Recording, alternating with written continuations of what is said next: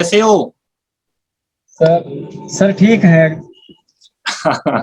Okay okay Anuj, सबसे पहले many many congratulation for UPSC prelims. Many many many congratulation to you. Thank you sir. Thank you so much sir.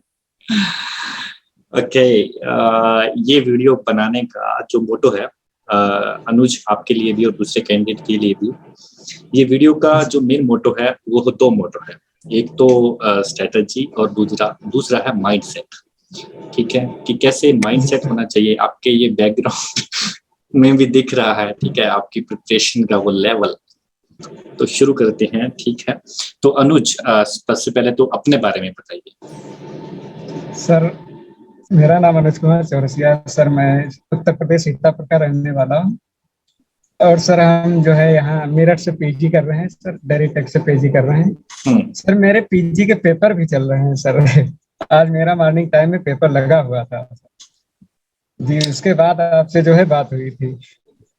चलिए UPSC के बाद में पूछते हैं। पहले ये क्वेश्चन करना चाहूंगा, जब आपके पीजी के क्वेश्चन चल रहे हैं आप डेली क्लास लगाते हो? ठीक है जी हम, हाँ सर, रेगुलर मैं क्लास करता हूँ। मैं एग्रीकल्चर सर गुरुकुल का एक भी क्लास मिस नहीं करता हूँ। आप शाम वाली 9 बजे, क्योंकि ये मेरे को इसीलिए पता है क्योंकि जूम का जो मेल होता है ना, वहां पे नोटिफिकेशन आ जाता है कि इस पर्सन ने वो ज्वाइन कर लिया है, तो आपका वो आएगा ही आएगा कि Anuj Rasiya has participated in Zoom meeting in that.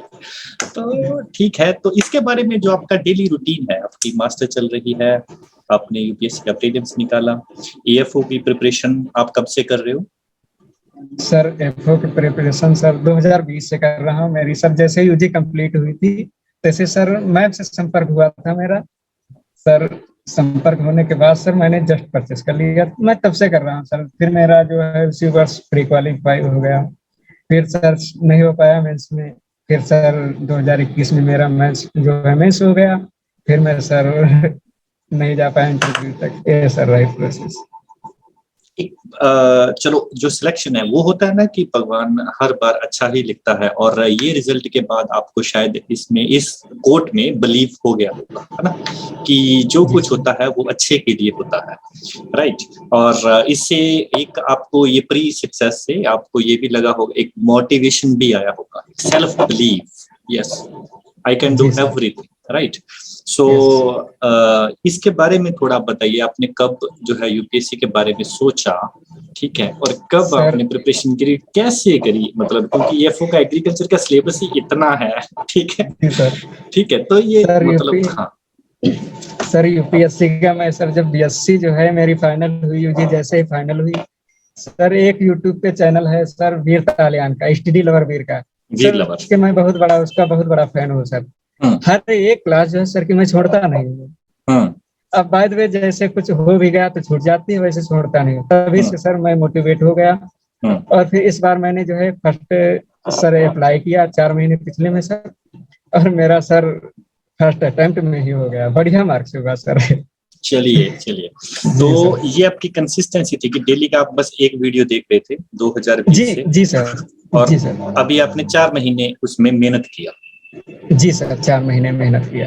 ठीक है, 4 महीने आपने मेहनत किया और आपका जो है प्रीलिम्स इजीली निकल गया, क्योंकि यूपीएससी का प्रीलिम्स निकलना भी बहुत बड़ा एक सपना होता है, अपने आप को मतलब एक मतलब ऊंचे दर्जे का देखना कि हाँ सर जब आपसे और मनमोहन सर से बात हो रही थी, हमारे बैच के ही थे सर तो सर आपसे जो है आरबीआई ग्रेड बी के बारे में पूछा था। तभी सर उनसे जो है कह रहे थे मनमोहन सर से, सर आपने जो है एफसीआई का एग्जाम दिया है? तो सर ने कहा दिया है, आपको भी देना चाहिए। तो सर और मैं लग गया सर, और मैं मेहनत करने लगा सर। अभी तो लगभग 2 महीने बीते हैं सर, बहुत बढ़िया रिजल्ट गया। फिर बहुत बढ़िया रिजल्ट गया, क्योंकि ये होता है कि अगर आप एक सामने वाला पर्सन अगर आपको अच्छा बता रहा है कि जेन्युइन एक्सपीरियंस शेयर कर रहा है, तो वो वैल्यूएबल होगा ही, वो आउटपुट देगा ही, किसी भी केस में, किसी भी एनी केस में आउटपुट आएगी। अगर आप भी अपना जेन्युइन एक्सपीरियंस शेयर कर रहे हो ना, तो कोई भी कैंडिडेट देख रहा है वो आउटपुट आएगी ही आएगी, ठीक है। तो याद है मेरे को आपने आरबीआई का पूछा था, जो मतलब टॉपर टॉक हुआ था, ठीक है, उस टाइम पे, और मेरे ख्याल से पहला क्वेश्चन भी आप ही का था जैसे ही वो कन्वर्सेशन शुरू हुई थी। तो इवन ठीक है, आपका जो पूरा जो है ये आगे चल के एक और वीडियो बनाएंगे जब आप फाइनली और या मतलब कोई भी एक मुकाम हासिल कर लो, you are one of our precious student. But today आज हमने जो बात करनी है वो माइंडसेट के ऊपर है, क्योंकि आप जब एएफओ की प्रिपरेशन कर रहे हो और एक यूपीएससी, दोनों ही ह्यूज सिलेबस है ना, क्योंकि प्रीलिम्स भी निकालना है, क्योंकि उसके जो ऑप्शन होते हैं एएफओ के ऑप्शन यूपीएससी के सामने कुछ भी नहीं होते, टू बी फ्रैंक। क्योंकि यूपीएससी के जो इस बार भी अगर मतलब देखा तो हर ऑप्शन में ही ये लगता है, एएफओ के तो कुछ क्वेश्चन में लग रहा होता है ना कि ये इसका आंसर है, यूपीएससी के एलिमिनेशन करने में प्रीलिम्स में थोड़ा होता है। तो उसके लिए जो है इतनी जो है प्रिपरेशन, इसका एक माइंड सेट क्या होना चाहिए अगर कैंडिडेट का, अगर वो दो ह्यूज मतलब एग्जाम एक साथ साइमल्टेनियसली निकालना चाहिए। जी सर, माइंडसेट कि माइंडसेट क्या होना चाहिए? माइंडसेट सर इसमें यही है सर, ज्यादा सर जो है प्रेशर ना डाले सर, धीरे धीरे करके जो है मेरी रेगुलरिटी बनती थी। मैं सर अपना बता रहा हूँ, अगर हमें सर आपके सर 2 क्लासेस करनी है तो सर हमें जो है यूपीएससी का भी देखना है सर। मैं इस तरह से लेके पर डे का जो है सर धीरे धीरे करके वही सर थोड़ा थोड़ा नोट्स बनाते गए। और सर यूपीएससी को मैं 2 घंटे जरूर देता हूँ सर, चाहे जैसे भी। एफओ कितना नहीं दे पाता हूँ सर, लेकिन 2 घंटे देता हूँ। वही 2 घंटे एक सर ऐसा हुआ कि क्वालिफाई कर दिए सर। ऐसा जी सर। तो बेसिकली आप अपने सोर्स मेंशन करना चाहोगे यूपीएससी वाले? जी, सोर्स प्रीलिम्स के सोर्स सर जो हैं, सबसे पहले तो मैं सर जो है यूपीएससी के जो है अरिहंत बुक को फॉलो कर रहा हूँ, एक किरण की बुक है, वो सबसे बेस्ट है सर। और इसमें जो है अरिहंत की और सर एनसीईआरटी की बुक्स वगैरह जो फॉलो ही करनी पड़ती है, तो सारी बुक्स मैंने ले रखी है सर। तो उनको सर धीरे धीरे करके पढ़ता रहता हूँ, क्योंकि ज्यादा टाइम नहीं दे पाता हूँ सर, और एफओ का पढ़ना होता है। ये आपके पीछे जो लगा हुआ है ये कोट है, ये एग्रीकल्चर का है या यूपीएससी का है? ये सर, हाँ ये सर जी, ये सर एक मिनट ठीक है, नहीं लगा हुआ सर। ये जो है इससे जब मैं देख लेता हूँ तो सर मोटिवेट हो जाता हूँ सर। ये जो है बहुत अच्छी चीज लिखी हुई है, मैंने सेल्फ बनाई है सर। जी, बनाए रखिएगा इसे, क्योंकि सिलेक्शन जिंदगी में एक बार होना होता है, और वो फाइनली जब भी हो, अगर आपका राइट माइंडसेट है, ठीक है, अगर आपका राइट माइंडसेट है, ठीक है, तो आपको कोई नहीं रोक पाएगा। सबसे खतरनाक जो चीज होती है वो होती है सेल्फ बिलीव, डिसिप्लिन।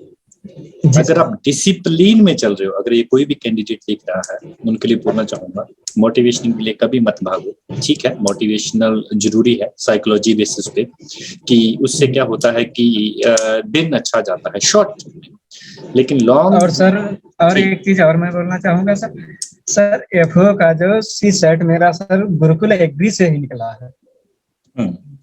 जी सर। और जो है रीडिंग कॉम्प्रिहेंशन सर इंग्लिश का मैं इंद्रप्रीत का पूरा सर वैसे ही सोर्स में जैसे फॉलो कर रहा हूँ।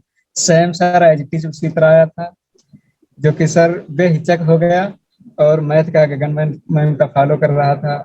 और जो है और पारुल सर थे, जी सर पारुल सर थे, उनका एप्टीट्यूड था सर, बहुत बढ़िया एप्टीट्यूड हुआ था। सी सेट का पेपर बहुत बढ़िया हुआ था सर।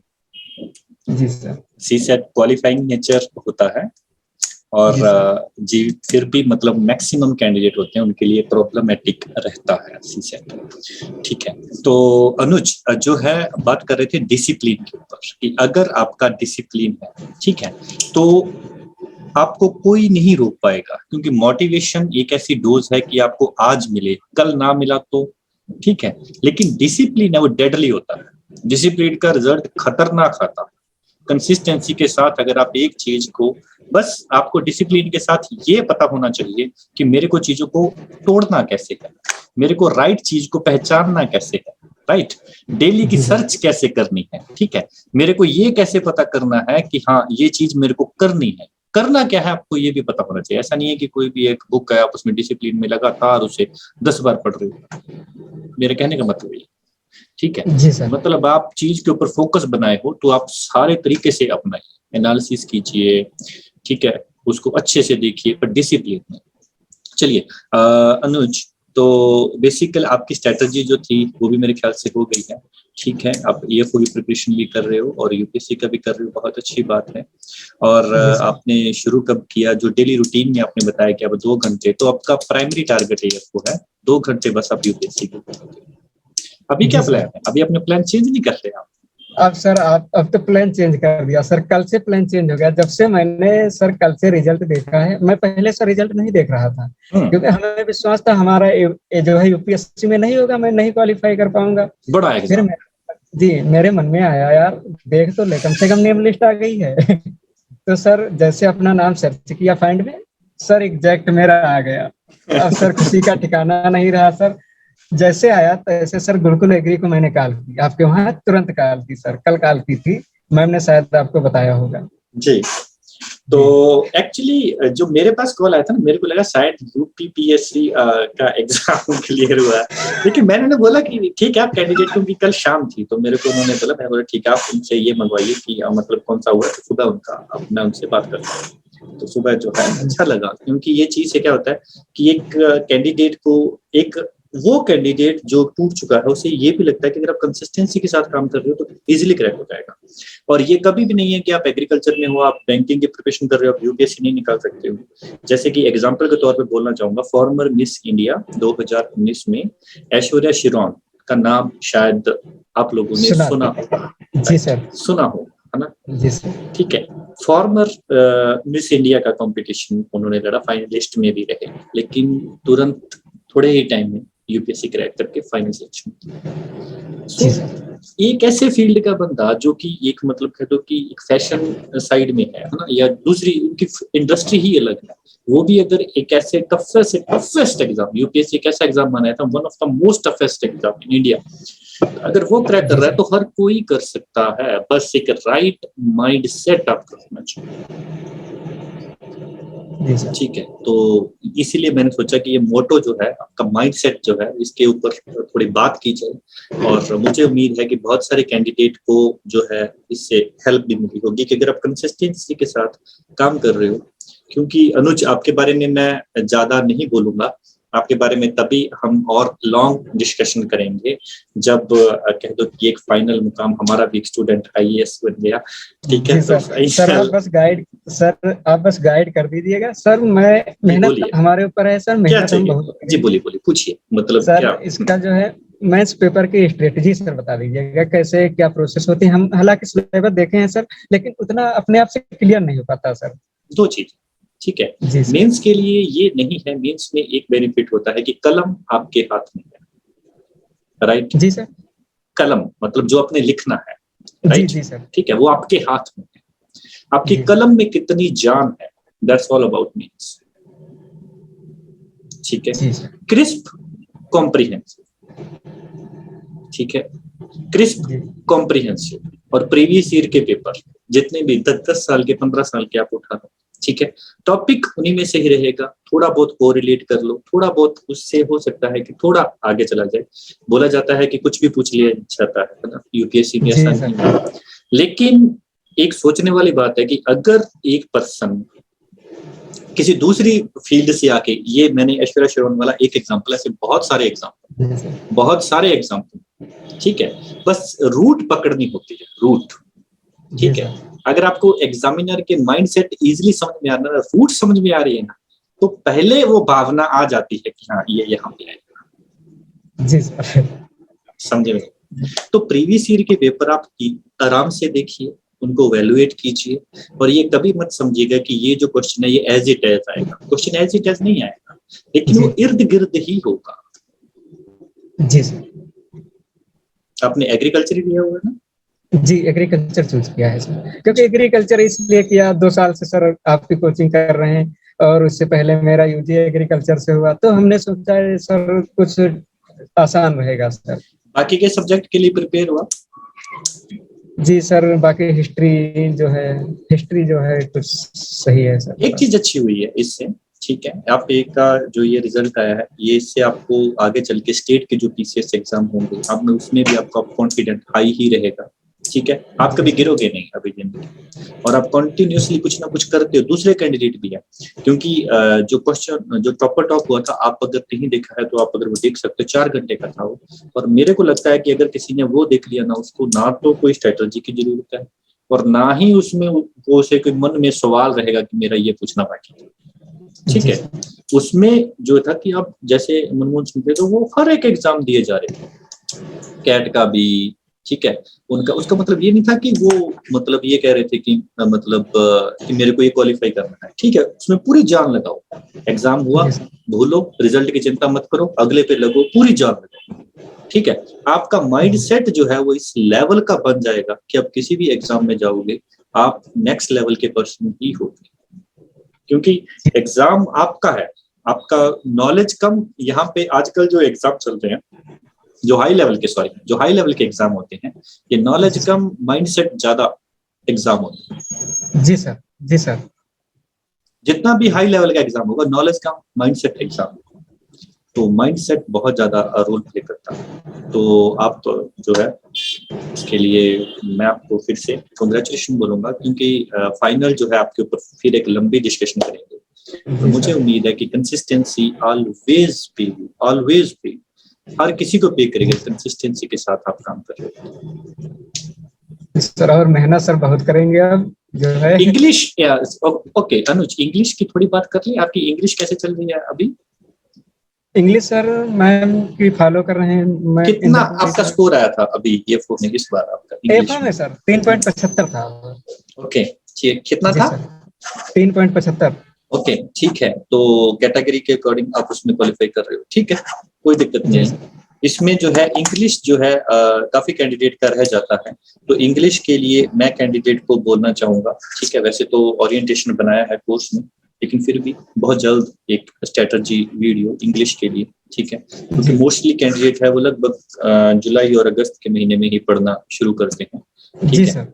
तो जो है EFO के लिए प्रीलिम्स की जो स्ट्रेटजी है, एक specially in English for English, ठीक है, एक जल्द ही हम लोग आपके लिए लेके आएंगे, ठीक है।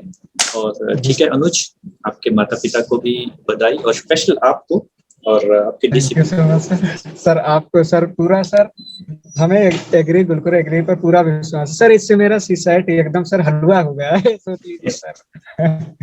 क्योंकि आपको पे कर जाता है, कोई भी एग्जाम की प्रिपरेशन कर रहे हो, कुछ ना कुछ उससे कोरिलेट है, तो वो आपको वहां पे काम आता है। सर बहुत बेस्ट जो है प्लेटफॉर्म है, बिल्कुल एग्री सर। ये तो हम फिर कह रहे हैं सर, ऐसा हमने कहीं प्लेटफॉर्म ही नहीं देखा, और जो है मैं फॉलो भी नहीं कर रहा हूँ सर इसके अलावा इजीली। बस इसमें ये है कि अनुज, जब बाकी के भी जो एग्जाम RRB भरा है आपने? नहीं भरा सर, भरना चाह रहे हैं सर। अभी लास्ट डेट कल ही है, परसों जी, 27 है, ठीक है, तो उसे भी फिलअप कीजिएगा, बाकी के जो भी आ रहे हैं सारे ही फिल कीजिएगा, कुछ मत छोड़िएगा। जी सर, पेपर हमेशा देते हैं सर, जो हमारे लायक होता है पेपर जरूर देते हैं सर। हाँ, जरूर देने जाओ, क्योंकि उससे अगर आप उसके नियर बाई भी जा रहे हो ना, अगर क्लियर नहीं हो रहा है, अगर आप 2-3 मार्क्स से रुक रहे हो, तो भी आपको कॉन्फिडेंस रहेगा कि हाँ मेरे में कैपेबिलिटी है, अगर मैं थोड़ी और मेहनत करता तो मेरा हो जाता। और आप में वो चीज एक मतलब रहती है। बहुत सारे कैंडिडेट ऐसे होते हैं जिनसे मैं फोन पे बात भी करता हूँ, तो वो बोलते हैं सर EFO को टारगेट करते हैं, मैंने नाबार्ड नहीं भरा था, मैंने दिया ही नहीं था, मैंने RRB भी नहीं दिया था, ठीक है।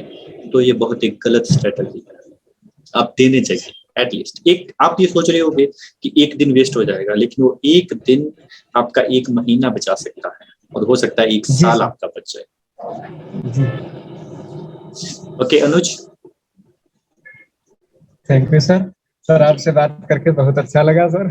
जी sir, Anuj ji, thank you sir. Okay Anuj, कोई भी किसी प्रकार की कोई आपको कंसर्न हो, कभी भी कॉन्टेक्ट कीजिए। जी sir, okay, thank you so much sir.